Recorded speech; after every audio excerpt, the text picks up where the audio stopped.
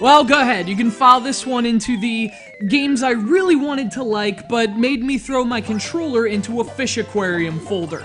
Other games in that surprisingly thick file include Mega Man 64 and Zelda 2, although this one proves games need not have titles ending in numerals to prompt violence against helpless goldfish. And to do something like that, I mean, wow. Now that's a disappointment, and this is Athena. Originally released to arcades in 1986, Athena is an action platform game from a forgotten era. Actually, that's not fair. I remember 1986. Rain and Blood came out in 1986. What I don't remember is Athena.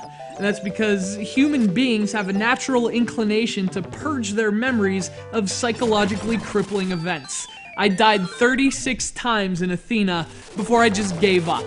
And my brain may never walk again.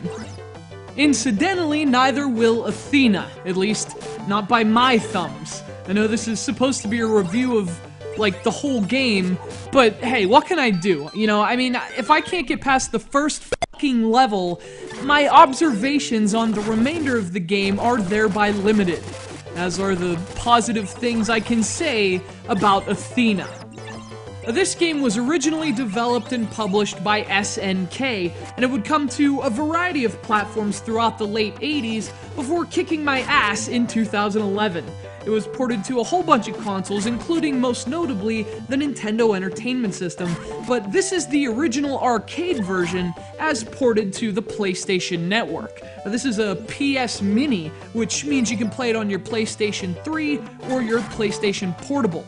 I'd like to play it on my PlayStation I Wish These Horses Would Stop Killing Me 3. But here's the thing, as I said, I really wanted to like this game, and that's because Athena does share some similarities with a few of my favorite games of all time. This action platformer uses a heavy dose of Kid Icarus as its base, as its use of Greek mythology and hammers and arrows quite clearly suggests. You play as a scantily clad diva goddess who is tired of being so divine and privileged and heavenly, so she embarks on a quest. Like, out of boredom. That's the worst setup I've ever heard. So in addition to forcing you to play as a stuck-up celestial skank, Athena also kicks its players repeatedly in the skull. Health is sparse, which is the opposite of how I describe the game's enemies. They're f***ing everywhere, and they're relentless. Listen, there's only so much I can do, alright? And to be honest, I have no idea why anyone would put their quarters into a game like this. In fact, I would take a real hammer to this game and take quarters from it. Yeah, how's the goddess life now, Athena? I'm gonna hit your machine with a hammer.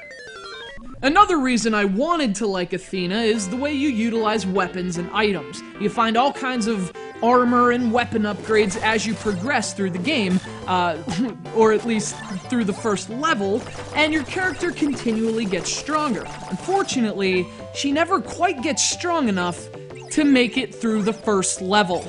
Anyway, so that kind of reminds me of Metroid, you know, female protagonist, lots of weapons and upgrades to collect along the way. But the big differences between Athena and the classics it seems to borrow from are accessibility and level design. Now, Kid Icarus isn't exactly a walk in the park, but man, Athena, this is like a walk in a park that's about to get a napalm shower. Those games are challenging for the right reasons. This game is challenging for the wrong reasons. Athena makes you feel overpowered in the first level. And if you ask me, that's the calling card of a poorly designed and needlessly frustrating game. So, warn your goldfish.